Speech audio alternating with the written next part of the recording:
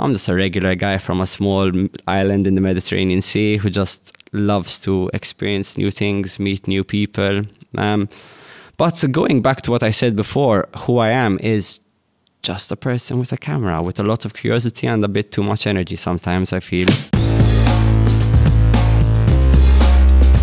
Andrew. Hello. Welcome to the Unbrandme Podcast. What is the Unbrandme Podcast? We believe a brand wagon, that better people make better brands and better brands make a better world.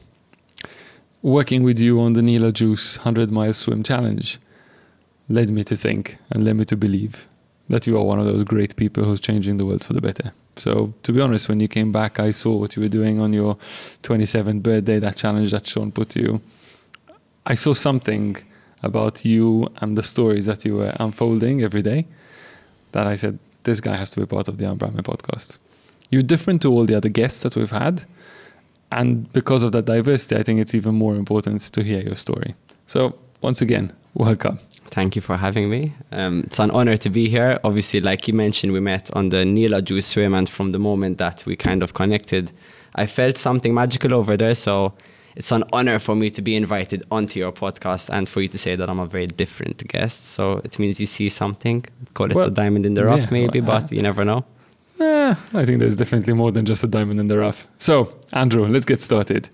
I asked you just before we started, like, how do you define yourself? Because every podcast guest that we have, you know, they typically are put into a box, into a story, into a title, into a founder, entrepreneur, CEO, you know, whatever it is. Mm-hmm. And you're at an amazing point in your life. You're at the tipping point of what's to come.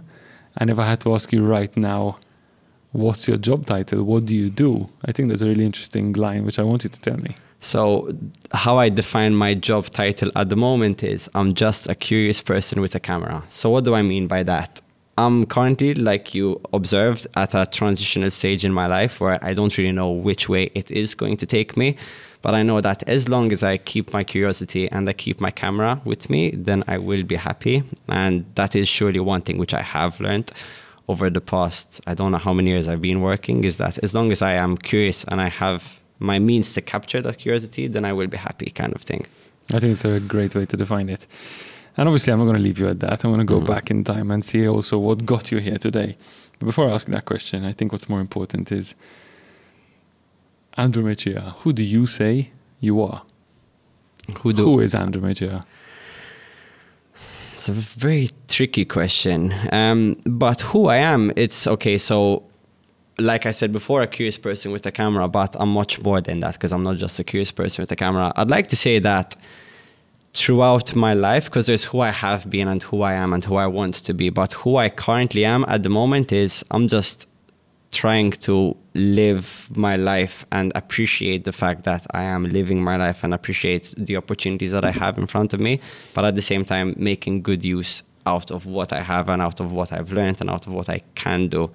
Who I am as a person, I'm just a regular guy from a small island in the Mediterranean Sea who just loves to experience new things, meet new people. But going back to what I said before, who I am is just a person with a camera, with a lot of curiosity and a bit too much energy sometimes, I feel. Well, I mean, the energy, I think, is important with the amount of stuff that you pack into your day and you pack into a week. I think that energy is yes, 100% it helps. required. It helps a lot. It was great, you know, doing this sort of comparison between you when we were on the boat, you know, relentless, non-stop, always that energy, and me clearly showing that I'm on the good side of 40 and starting to chill out and say, oi, I need a gap. I need to chill for a minute here. But at the same time, I feel like we balance each other out very well, and it was the kind of yin and yang who went together a bit too well kind of thing. It was like an atomic bomb. You put us together, explosion, yeah, but in a very good way. For sure.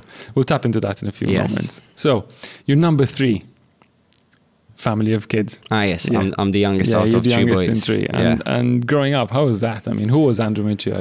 You're the last one. You said that there's a big stock difference between your brothers and yourself. Yeah. And how did that shape the way? So where did it all start? How did you get into cameras? How did you get into video, photography? Where did it all start? What was the moment that, so it's brought actually, you into this? it's very interesting that like you asked that, because growing up, I didn't know who I was and I didn't know what I was. I knew that I was different, and I could feel that I was different. So both within my family and with my friends at school, I felt like something was off, you can call it. There was something different where all the other boys were talking about football and FIFA and pushing and fighting each other.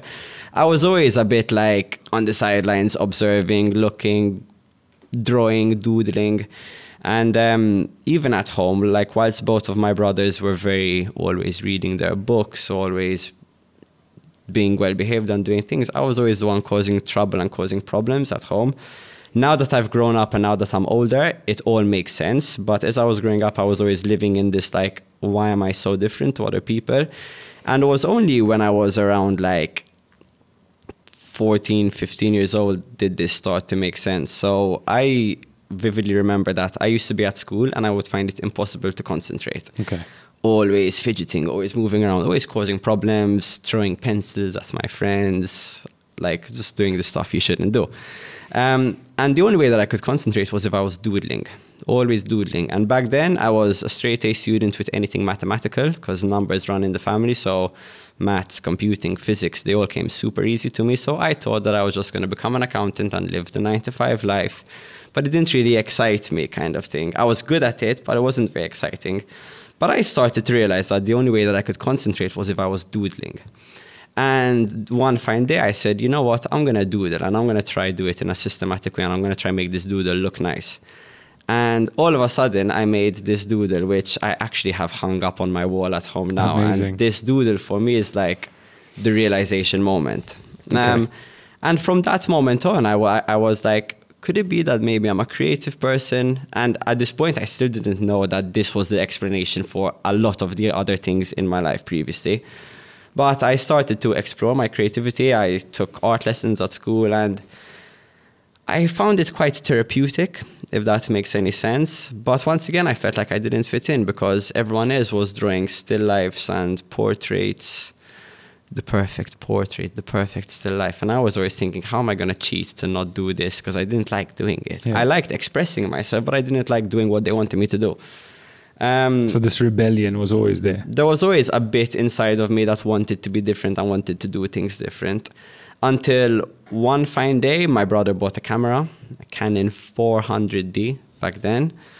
And he was taking photos and I picked it up and I started taking photos with it too. And then back then we'd have like outings with school, pajama day, and they'd like, you get your camera and take photos. And there were always two people with the camera. There was Emma Tranter and there was me. She had her Nikon and I had my Canon. And at around the same time as I was drawing and doodling, I got into graphic design. So what I liked about graphic design was that I could cheat. So I don't need to draw the face of the person in front of me. I can just get a photo of you, take it through Photoshop, and all of a sudden I have an illustration of your face, whatever. But one fine day, Emma Tranter reached out to me and she was like, hey, and listen, I have a job which I need to do at a club and I can't do it. She was like, do you want to do it for me? And at this point, I had no intention of becoming a photographer. And I'm very grateful. How old were you then? I must have been 17 because I was just about old enough to go to the club because Emma is born at the beginning of the year and I'm born in September. Okay. So I still remember I was just about the age to go into a club and I was like, you know what? I'll take it on because why not? And I still remember I spent 2 days watching every YouTube tutorial, how to take nightlife photography, how to whatever, just the usual stuff that you would look up. And I ended up going to this job. Looking back now, thinking about the gear that I took with me to do that job, I'm like, but I somehow managed, and Emma somehow liked the photos. I actually sometimes look back at that album and I impress myself when I look back at that album, considering the equipment I had, to say the least. But no, then she kind of started to feed me work, and you can say that Emma birthed me into the professional world of creativity. At the same time, I was going to Scouts, and I had a friend at Scouts, was a leader of mine at Scouts, who was also into graphic design and doodling, and he had seen some of my doodles and he had encouraged me to do more of them. He's actually still working in the creative field right now. Amazing. And he had started kind of pushing me to get into graphic design. So at that stage, it started. The graphic design mixed with photography. And I feel like the nightlife industry just found me and kind of ate me up, which for me was quite a good thing because I enjoy partying and I enjoyed being around people. And I think if I mean, when I look at your photography of your nightlife photography, I think there's the way you manage to capture people's emotions and the way you manage to capture that moment, which is fleeting, because obviously at night it's even worse because obviously things are moving, things are happening fast, people are dancing, people are enjoying themselves. To even see the space, to even see that moment and then to be able to capture it, I think takes a lot of talent, but also timing, and then that creative, look, which is at night, everything looks different. So I think there's something about that as well. So is it just about the fact that you like to capture night photography because you enjoy the nightlife, or is it because you like to capture stuff which is completely different than everybody else's? So no, like for me, I never made a conscious decision I want to become a nightlife photographer. I was always, when it comes to photography, I always separate it into two types of photographers. Okay. There's the artistic photographer and there's the journalistic photographer. An artistic photographer shoots campaigns, lookbooks, food photography. Everything's perfect. Everything's how it should be. And then you have the journalistic photographer who goes and shoots as it is, how it is, what it is. I am like completely the journalistic side of work. So for me, being in a nightlife environment, what I liked the most about it was that people drop their guard. Yeah. They are not expecting you to take a photo of them. And I actually realized this when I shine my camera at them and they see that I'm going to take a photo, they change their appearance. And all of a sudden, I'm no longer documenting what's really there. I'm documenting this image of them that they want to portray. Mm-hmm. So then with time, I developed the style which you observe, the style of everyone caught in the moment, genuine actions and reactions. And that was, I learned how to shoot without looking through my viewfinder. So I developed this style where I'd be walking around the club with the camera up above my head like this, and I'd make eye contact with you. And if I like what you're doing, by the time that you even recognize that I'm the photographer, photos taken. Wow.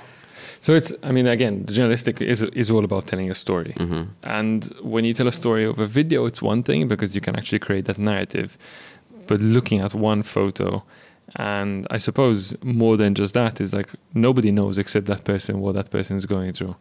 But it's up to everybody and the viewer to tell the story in their own minds of what could be happening over there. Yeah. And I think it's up to you to see how you can capture that and you can get that across.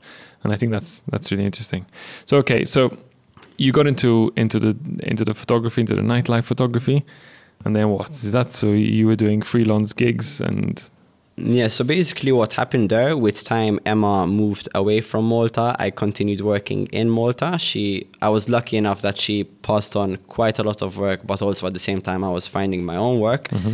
And I ended up reaching a stage in my career where I was doing a bit too much of it. Like, it reached a point where I'd have like 3 jobs on the same night, every night kind of thing. Not every night, even midweek, but we all know Malta is like this partying hotspot.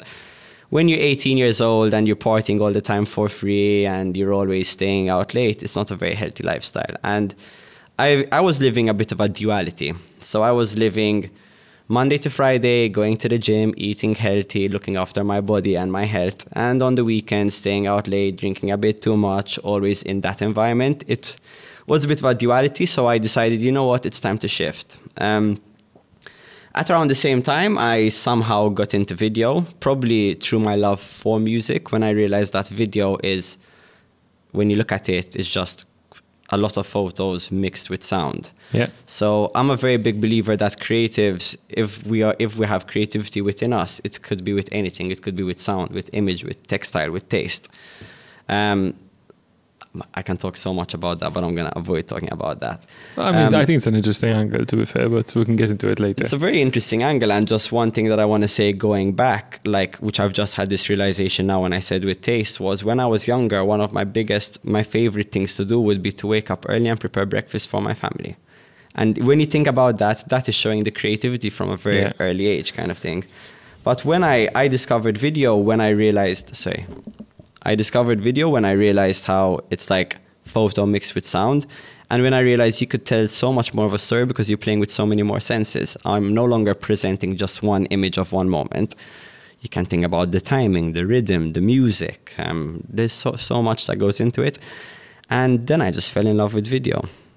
So at around the same time when I started to play around with video and explore like the world of video, I was looking for a job because I was graduating from uni at this point.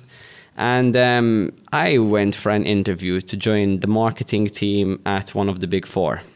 I don't know what I was even thinking, signing up to join the marketing team at one of the big four. But there was this guy sat across the table interviewing me, Mr. Chris Peter-Jan. And I didn't end up getting the job, but Chris had reached out to me after and he was like, hey, listen, I have this exciting project that I'm working on and I think you'd be the perfect fit for it.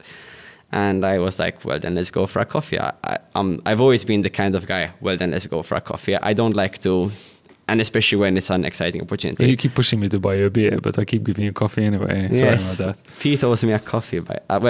Peter owes me a beer for anyone listening.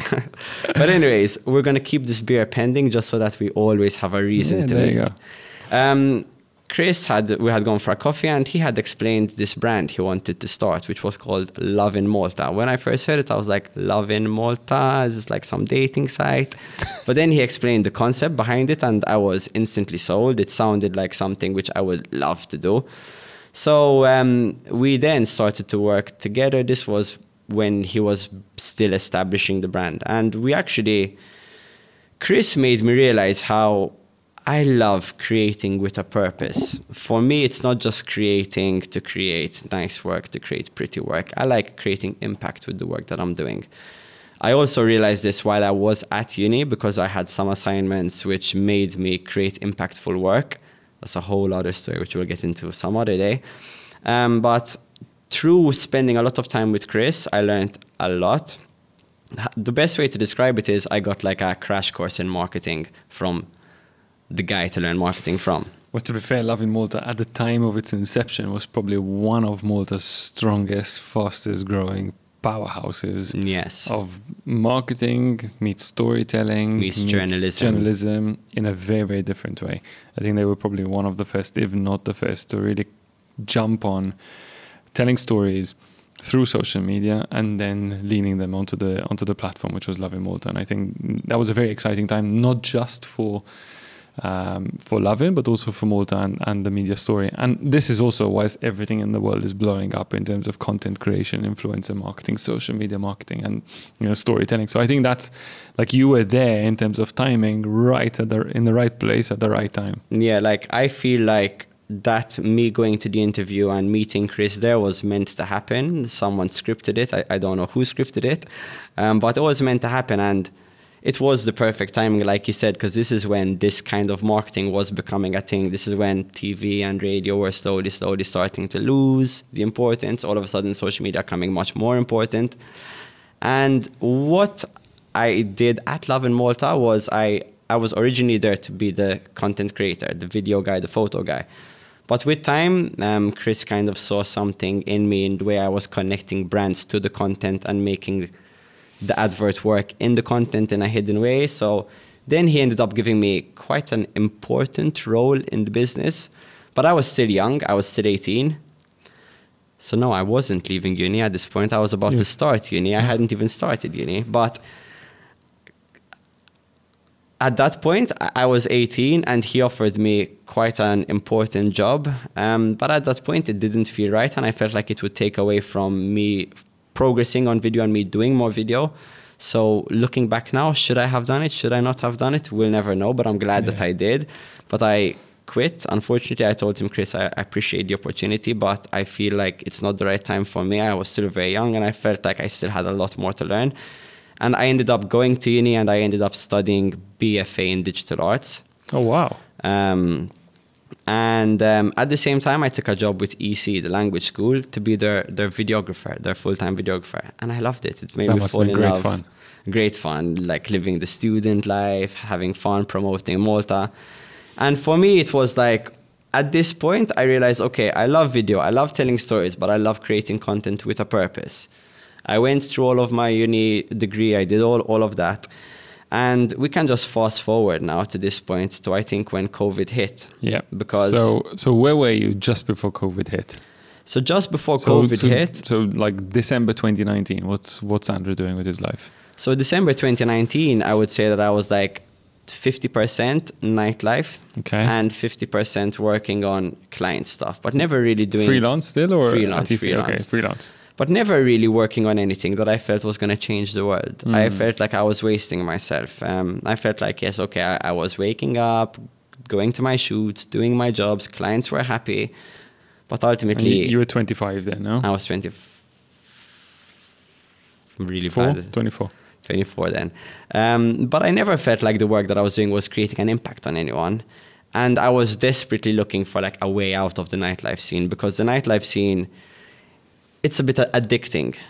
Because once you do reach that kind of level, it's like you don't need to look for work. The work just comes to you.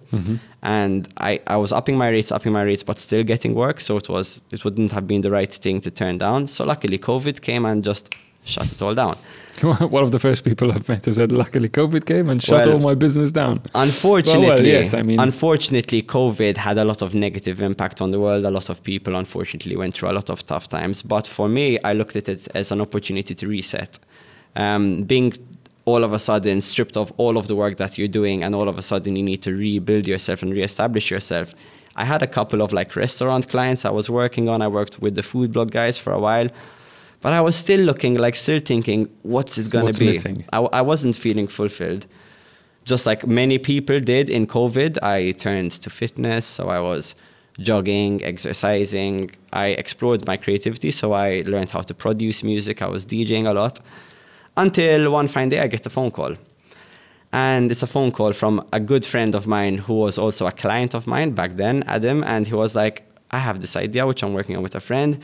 And we want to create a fitness community, but we need a content creator, and I feel like you're the perfect guy. At this point, I told him, tell me no more, and let's go for a coffee. We went for a coffee. They sold me the dream of this fitness community that they wanted to create. Could you have even gone for a coffee? This is May? We went for a walk, actually. We went for a walk on the Slima Promenade, down by the rocks, where now there's the outdoor gym. Oh, wow. Yep. Symbolic, actually, that outdoor gym. It is symbolic. And anyways, they explained the vision of the... Don't forget to speak to the mic. Sorry, because I'm usually with a lapel, so first time on a podcast. We'll upgrade for you next time. They explained the vision to me, and it kind of felt like this is pure serendipity, this is meant to be, this is the right time. We started working on Bulletproof, and we started So for those who don't know what Bulletproof is, can you just let people know what Bulletproof was then and what it's become? So basically, Bulletproof is a fitness community with the motto we used to have back then was to motivate, educate, and inspire. So the goal we had back then was to make fitness attractive, make fitness fun, make fitness sexy, make fitness something you want to do. A lot of people, I don't know about most people today, but back then fitness was the kind of thing, when you think fitness, you think sweating, you think burning calories on a treadmill, and you think standing on a weighing scale, weighing yourself.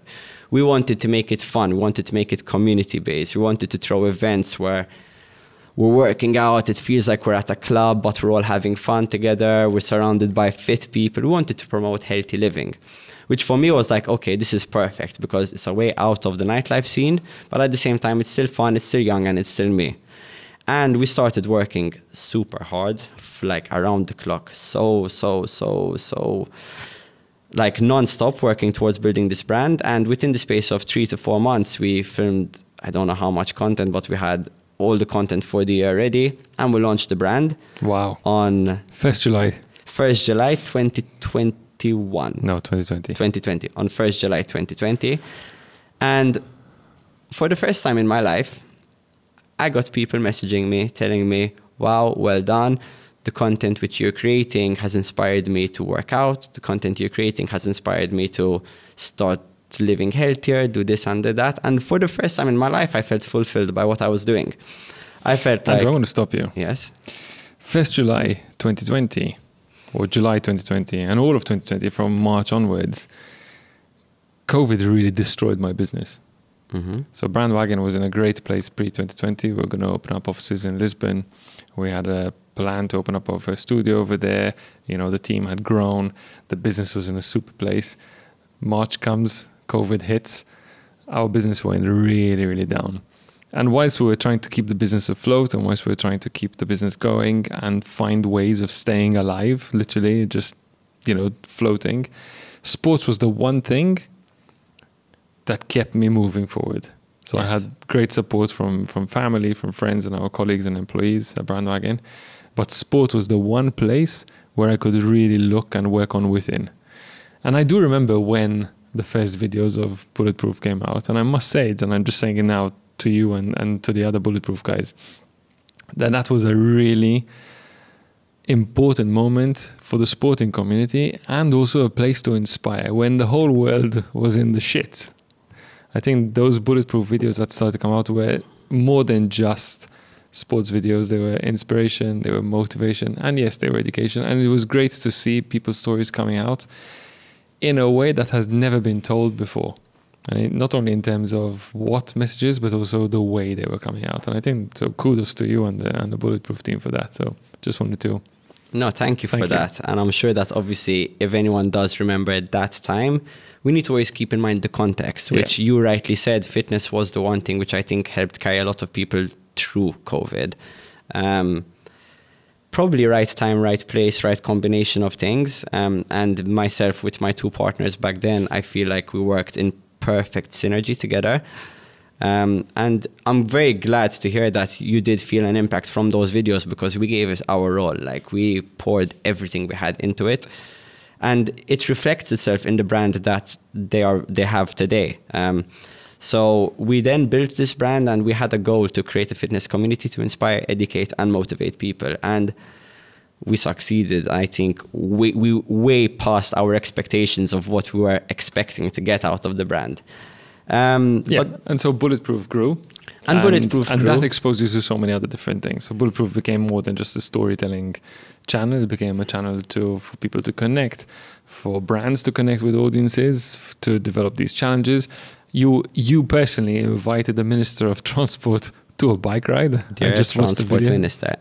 I would like to invite you for a bike ride, just to see how bad and how dangerous and I remember seeing that video as well. So Bulletproof, kept on growing. The community kept on growing. The team grew as well. And then, at some point in time, you decided that it's time to find yourself. So like you rightly said, at Bulletproof, we did a lot of things where we challenged and where we inspired. And it really kind of made me realize the power of content and the power of media, which is a very, very powerful tool. But at around the same time as we were building all of this and the team was growing, and what started out as a passion project between three friends became a big operation, the creative inside of me started to feel like, all of a sudden, as much as I am able to be creative because this is my own brand, I felt like I'm suddenly responsible for something much, much, much bigger than me. And I started to feel a bit like, with time, this is going to take away from me and my creativity. It's not going to lead into me having more creative opportunities. And I took a step back and I looked at the brand and I said, okay, this brand is more than stable enough as it is. We've built something we're very proud of and we surpassed our expectations. So I said, maybe it might be time to move on and to see what's next, because I'm always looking for what is next.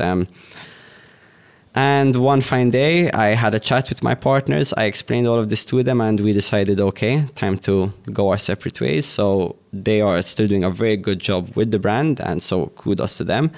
But that was like an opportunity for me to literally jump into the dark sea and not know what comes next. And that's a great segue, I think, no? Because jumping into the dark sea is how you find yourself on one of the boats with Nila Juice, right? Yeah, so jumping into the dark sea was very scary, because from literally giving up everything that I had built to start this brand, to then start the brand and start a very successful brand, and then jump off into the sea and swim without even knowing where I'm swimming towards. But I just knew that, I know how to swim, so I'll be fine swimming. It's like, once again, I feel like the world, someone was writing a script, call it serendipity, call it fate, call it whatever you want to call it, but the greater good decided to send opportunities my way. And I feel like this was around 8 months ago now that all of this happened. And I feel like everything I've done in these past 8 months has been like, I wouldn't have been able to plan it if you had asked me, what do you want to do in these next 8 months? But now looking back at the 8 months, I'm thinking like, wow, I've done so much. And it's all does start from the Nila Juice swim. So yeah, I'm gonna just remind people what happened with the Nila Juice swim. So in May, I think it was, or sometime in February. Yeah, I think it was about May. Neil Ajus announces that he's going to attempt a 100-mile swim, which is basically the longest open water current neutral ocean swim. Basically circumventing, leaving Palma de Mallorca, circumventing Ibiza, and coming back to the shores in Ibiza. And he was going to break his own world record. He was going to break his own world record. So the plan was about 72 hours, as far as I remember, 72 hours of non-stop, unassisted swimming. And the guy for the job to record the whole project and to capture this moment, to document history and to document what was going on, was basically Monsieur Andrew. What Andrew didn't know at the time was that I was the guy who was actually responsible for all the content and all the comms. And when Neil told me, listen, there's this guy, Andrew, you don't know him. He was part of the Bulletproof team. He's no longer the Bulletproof team. He's going to be the guy who's going to be capturing everything. And this was replacing one of my best friends and, Mark. Not only Mark, because Mark was always going to be there, but there was actually going to be Kurt Arrigo on the shoot as well. Yeah, sorry. Who was present on every single Neil Ajus swim. I was like, okay, great. Let's see who this guy's going to be. And so you turn up. We don't even meet on the flight. We meet the next day because you couldn't make it to fly out with us. I think you had some other shoot in London. I was in London, yeah. You were in London. And you traveled with a backpack.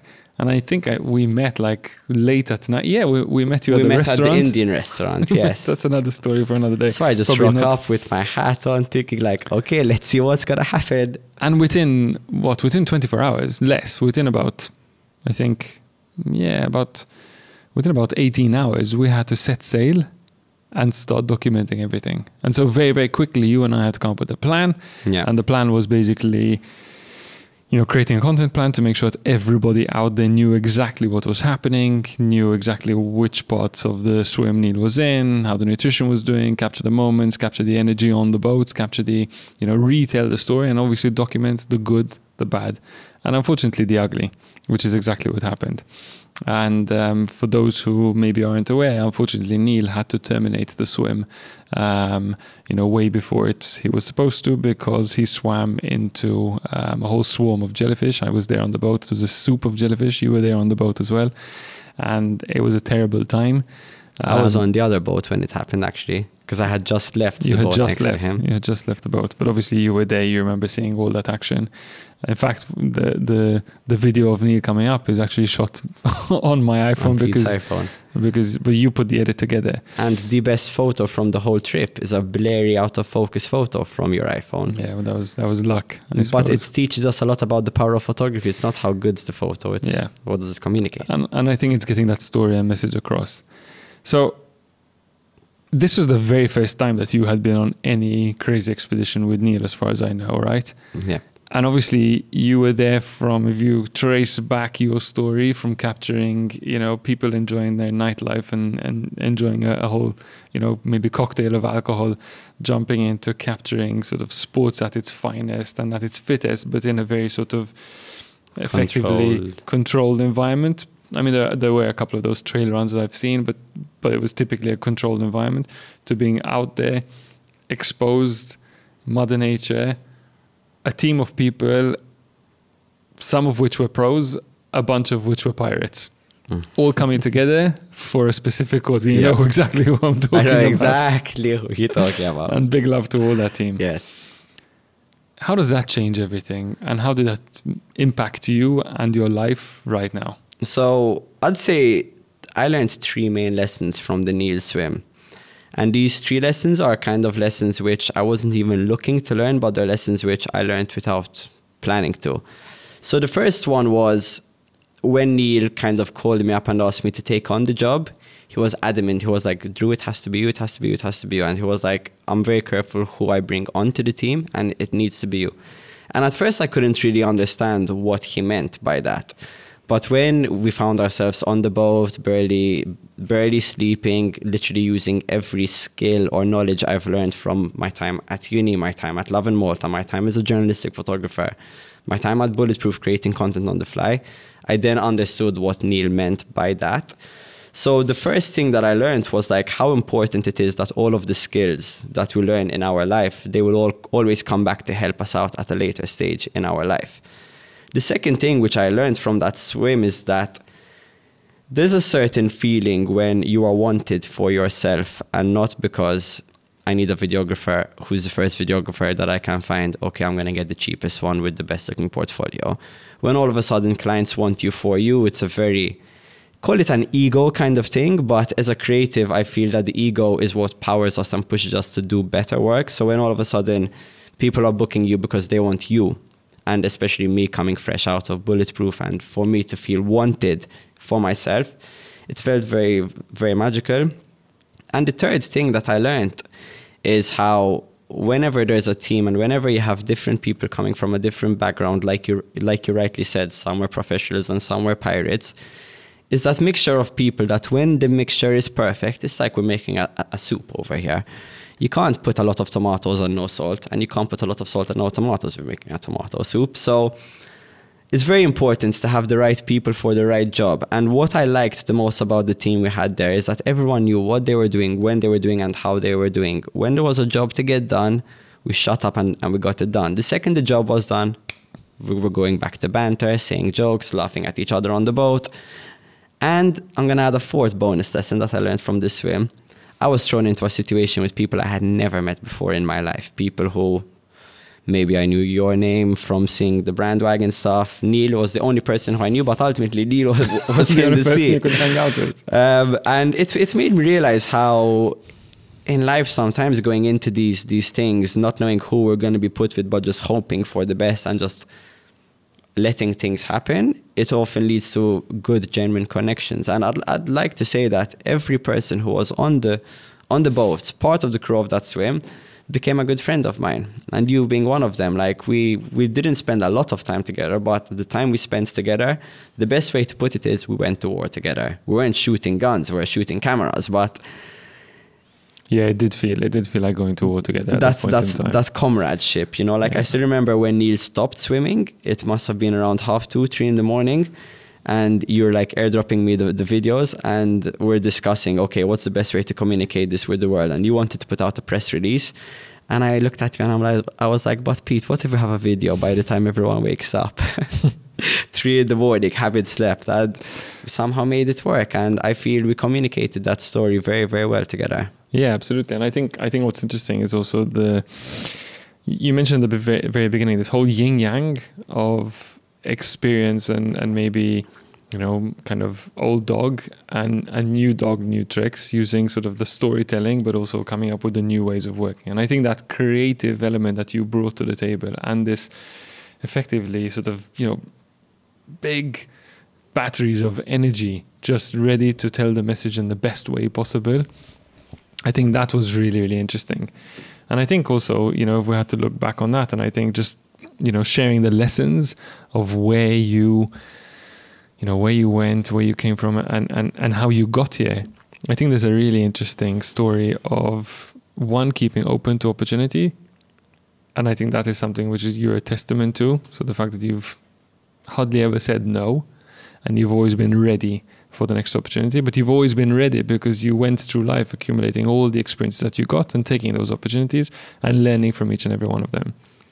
I think it's interesting to see how you've now moved away from the Loving Motor brand into the Bulletproof brand, and now creating Andrew Mercieca as your own personal brand. Yeah. And I think your personal brand, we talk about personal branding in our industry because it's obviously the sexy thing to do, but it's also, and it's something that we can build for, but effectively it is always about reputation.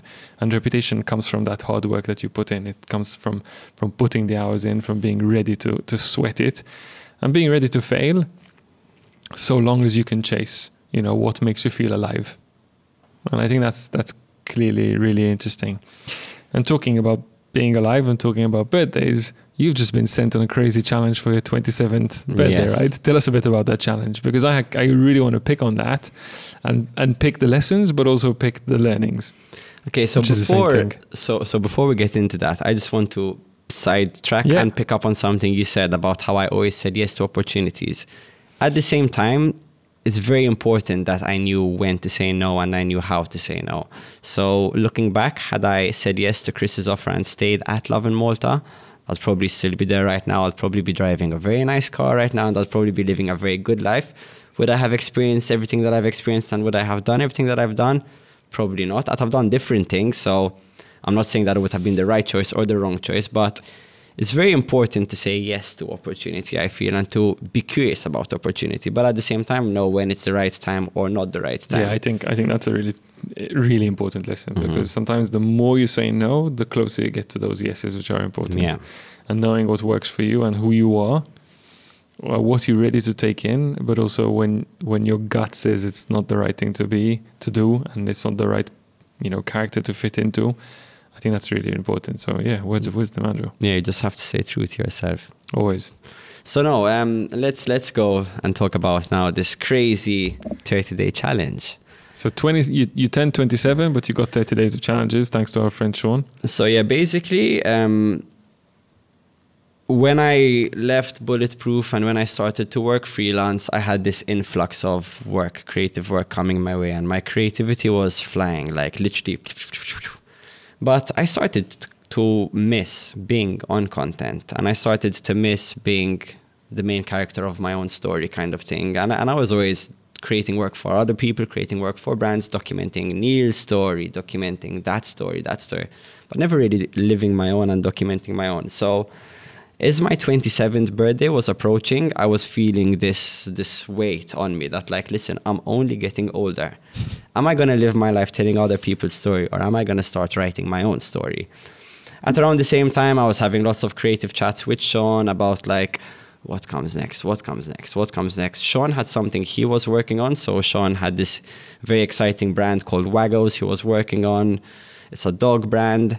And at the same time, I was thinking, like, the only thing that I have is myself, and the only thing that I have is me. But I miss that side of me because I've been scared to. I had no brand. To explore it. I had no brand at this point. And it's interesting because you talk about brand and personal branding. At this point, I had no personal brand. People were still singing me out and saying, Arata Bulletproof, Arata Bulletproof. And I'm like, that's no longer me anymore, but what am I now?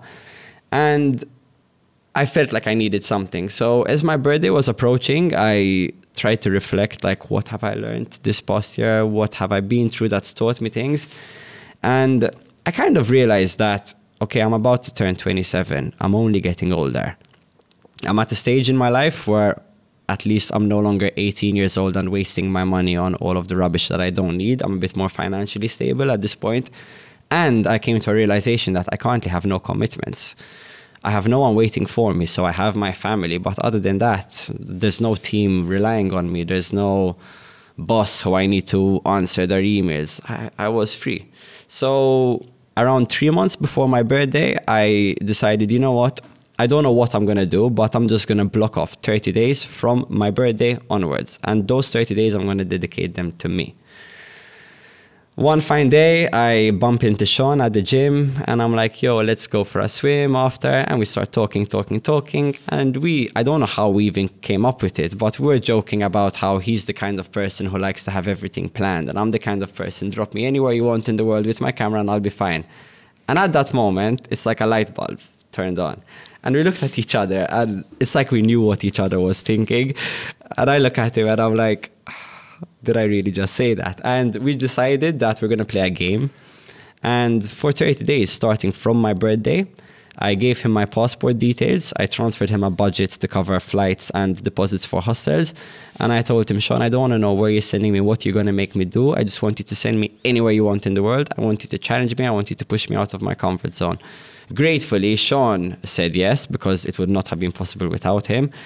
And luckily, I did have a Sean. So everyone needs a Sean. Everyone needs a Sean. So the best way to describe Sean is you have Batman and you have Bruce, the guy at home with the computers. If Bruce tells Batman to go, Batman goes, kind of thing. And this is the perfect way to describe it. I've known Sean all of my life. We've been best friends all of our life. And he knows what I am and I'm not capable of, but he also knows how to push me out of my comfort zone. Nice. So luckily I had that person who I can trust. But yes. So you went, how many countries did you visit? You went to Portugal, Morocco, Bulgaria, Amsterdam, Belgium. Did I miss one? France? Italy, France. So I'll have to go chronologically. Yeah. So the challenge started in Amsterdam. Yep. And it took me from Amsterdam to Belgium, then went to France. Then from France, we went to Morocco. Then Portugal, Bulgaria, Italy, Malta. So not that Gozo. many. Malta Gozo, if we're going to count Gozo. We should count Of course Gozo. we should. It deserves to be counted. I also went to the Vatican. Ooh. So you can add that's that another in. state. That's another state. Yeah. But no, what was interesting about it, and like the main thing which I liked the most about this challenge, was growing up, I always had this like thing, this like obsession with how much fun would it be going to an airport not knowing where you're going. And now I've gotten a bit too much of that. We all think about that. No? Yeah, we all, I think, romanticize how many the of us idea. do it? So. Yeah, but no one does it. So that was like, as my birthday was approaching, that was the realization that I had. I am only getting older. If I'm ever going to do something like this, I have to do it now. So yeah, I sent him the money. I gave him my passport details. Andrew, I want to tell you to cut the crap about this age thing, and you're only getting older. You're only 27. You're way far away from your midlife crisis, so chill out for now. But I think I want to pick on a couple of things. And I'm not saying that just because, I'm 43 and there's obviously, but you're so far away from getting older, you're just in your prime. I think what I wanted to focus on is this, that you started off saying like, at the moment, I'm just a curious guy with a camera. Surely going around these 7-8 different, states that you've visited, countries, places, locations, doing all these different crazy challenges, from surfing to staying in the worst hostel probably in Europe, you must have learned so much about yourself, and you must have created your own internal life principles and your life lessons, which I think you blog about, right, on your on the actual videos that you've shared. Who is Andrew now? What are the lessons that you've learned by doing all this crazy stuff and just turning up at airports not knowing where you were going? What is the most amazing thing you learned about yourself? The most amazing thing that I learned about myself is that my biggest asset is myself. And as long as we are comfortable with ourselves, then we don't really need much more in the world. I'd say kind of being pushed out of your comfort zone and being placed. So one thing about me, which I don't think you even know, is that growing up, I was always very scared of being alone. I hated the thought of being alone. Even when I got my first apartment, I didn't want to move in until I had a friend who was like ready to live with me, kind of thing. Like the thought of just being in a building alone, terrified. I don't know if it's because of my ADHD. I don't know if it's like an anxiety thing, but I just couldn't stand the thought of being alone. Even more so the thought of being alone in a country that I know nothing about. So the one main thing that this kind of taught me is that the world isn't really as much of a scary place as we think it is. And as long as we kind of know what we are and are not capable and comfortable of doing, then we will be able to get by. I mean, clearly you did stuff which made you uncomfortable. Quite a few things. That obviously made you realize how much more resilient, how much stronger you are. And obviously the fear of the unknown, of what it means to actually be alone for a while. Check. Yeah. Done. I actually liked it a bit too much. If I can be perfectly honest with you, I fell in love with the feeling of being alone. And like, there were days where like, okay, you do get lonely, but you're always around people at the end of the day. If you're staying at hostels, you'll always make a friend somewhere. I think there's a big difference between being lonely and being bored. Yes. Yes. Okay, because I think solitude is as exciting to some people as it is painful to others. Yeah. But I think there's a difference between also being alone in your thoughts and feeling like there's nobody else out there in the world, or just being physically away from everybody else who you care about, but it's just a physical state as opposed to a reality. Yep. So a good example of this could be, I'm going to give you two examples of different scenarios that I was in. So my first challenge was I had to cycle for 4 days from Amsterdam all the way to Belgium. It was meant to be to France, but that's another story. And when I was cycling, I was alone. I was in the middle of nowhere, just me and my bike, music playing in my headphones. And that I loved. No one to distract me, no one to bug me, no one to talk to me. I wasn't bored because I was moving. Yeah, I was doing something. But I was alone. Something which I thought, if when I was 18 you told me you're going to be cycling across Belgium by yourself with a bag on your back, I'd have told you not me, not at all. But I loved it. I loved it. The thoughts, the reflections, it's like an 8-hour-long meditation with a lot of protein bars in the middle. This obsession with protein bars has got to stop. Yes, it has got to stop big time. But then I'm going to give you a completely different scenario. I was in Porto and I went to the beach. It was on a Sunday. I was alone once again, but everywhere around me, all I saw were groups of friends having fun with each other, talking, drinking, chilling, throwing a ball around. In both moments, I was alone. In the moment on the beach, I was surrounded by people. In the moment on the bike, I was completely alone.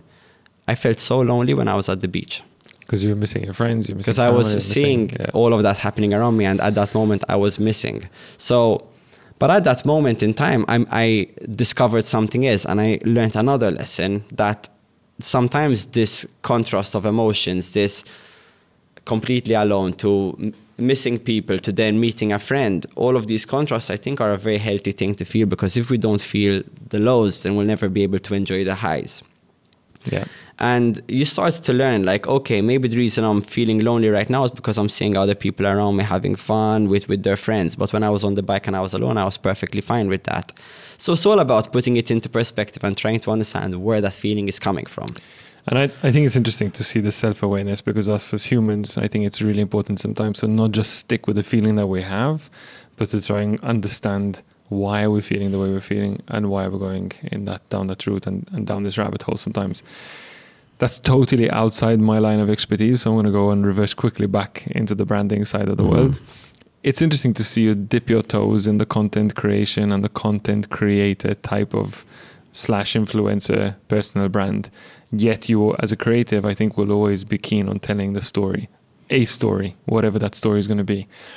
How excited are you about continuing to generate more content and becoming that content creator and more of those challenges and more of those reels, as opposed to continuing to find great stories to tell? So I'm very excited to find a way to tell my own story and to make my story the story which I tell. But at the same time, I know that that takes a lot of time, and I need to come up with things which people are excited to watch. But one thing that I've promised myself, and one thing that I will always keep on promising myself, is that if I'm going to be a creator, a content creator, I don't like to use the term influencer because... Yeah, but I'm a content creator, and the kind of content that I create is real content. I show the good and I show the bad. There was World Mental Health Day a week ago now, probably, and I said, you know what? Everyone's posting about raising awareness, but I want to actually share my own experience about my mental health problems, which I've suffered through in the past. And just from posting that, I got so many people reaching out, and they were telling me, like, this is the one thing that I needed to hear today. Thank you so much. And it's really made me feel good. Like I said before, when I feel like the work I do impacts people, it makes me happy. Now, this wasn't work that I did. I was just sharing my experience, but I still left a good impact on people. And I came to a realization that maybe we just need more people on social media who show the vulnerable side of life. You know, like, we all know that life is not always good, and like, it's very cliche, you know, the highs and the lows. But I feel that the one thing that I want to do more of is telling the true stories the way that they are. So just like a journalistic photographer would do when they get deployed to do a job, but I'm doing it on myself through my learnings in life. That being said, because you asked me how excited I am to tell other people's stories, it depends on what the story is, because I've reached a stage now in my life and in my career where I have learned to say no. And whenever opportunities come my way, I always get very excited to look into them. But if I don't feel like it's the right thing for me, then I'm not going to do it. At the moment, I am focusing on working on my own brand, but my own brand is ultimately myself. So it's quite interesting, because I want to reach a space in the world, in the creative world, for myself, where my brand is me and I am my brand, kind of thing. Fantastic. There's so many other questions I want to ask you, but I'm going to stop now, because I think it's also the great place to stop, because I think it's interesting to see where you want to go. I think it's really interesting, and I'd love to have you back on this podcast in a couple of maybe years' time to see, you know, to reflect back on what we said today and where that took you. I think it's beautiful to talk about, you know, that going out there with true honesty, but portraying it in a great creative way, because I think it's not just about saying the stuff which is real, but it's also saying it in a way that it lands. Yeah. And it's not just about the message, but it's also the way we communicate it. And unfortunately, many crap messages get communicated in a great way and they land, and many good messages don't get communicated well and never land. And I'm excited to see what you can do with that, and I'm confident that you'll do it really, really well. Just before we turn this off, there's a question which I have to ask you. Okay. You're creating a film about your life. and you have to choose a soundtrack to the movie, what's the soundtrack to your life? One song. One song. It depends on what parts of the movie. Andrew, one song. One song. Okay. Pick it. Trailer. Let's go. Trailer. No, it's a trailer song, so now we need trailer energy in the song. Okay. It's going to be Fred again, and it's going to be a song called Better With Time. Nice. Do you know the song? I have no clue. You should listen to it. I will, absolutely. Andrew, thank you so much for your time. Thank you so much. Wish you all the best. Thank you. We need to go for that beer one day. I know, we do.